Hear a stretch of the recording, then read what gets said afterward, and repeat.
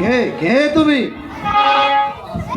কার আদেশে প্রাসাদে প্রবেশ করেছো? নিজ আদেশে প্রবেশ করেছি। নিজ আদেশে প্রাসাদে প্রবেশ করলে কি হয় তুমি তা জানো? হ্যাঁ, জানি বলেই তো প্রবেশ করেছি। তাহলে বন্দিত্ব স্বীকার করো। চুপ করো শয়তান! বিনা যুদ্ধতে বন্দিতে শিকার হতে রাজি নয়। বেশ, এসো দেখি কার বলতে কত শক্তি। এসো।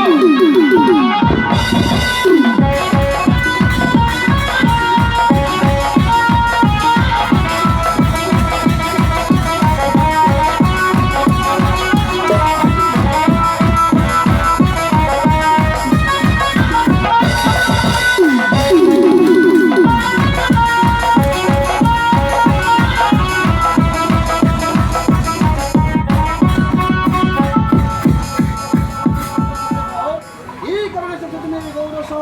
কি নাম কি তোমার? আর জানিতে পারি আমার সেই দেশে ঘর, আর সুবর্ণের পিঞ্জর নিতে ছিলাম গৌরস। নামটি আমার ধনপতি কি সদাগর। বললে?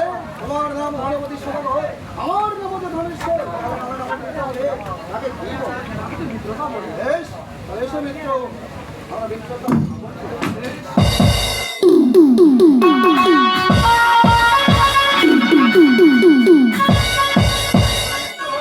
আসন গ্রহণ করুন মিত্র। বলে মিত্র, আপনি এই গৌরসর কেন এসেছেন মিত্র? এই গৌর শহরে যে আমি পিঞ্জর নিতে এসেছি।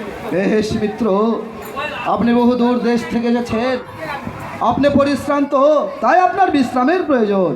আগামীকাল বেলা 10 ঘটিকায় আমি আপনাকে সুবর্ণের পিঞ্জর ক্রয় করে দেব, আর সে পিঞ্জর নিয়ে আপনি আপন দেশে ফিরে যাবেন মিত্র।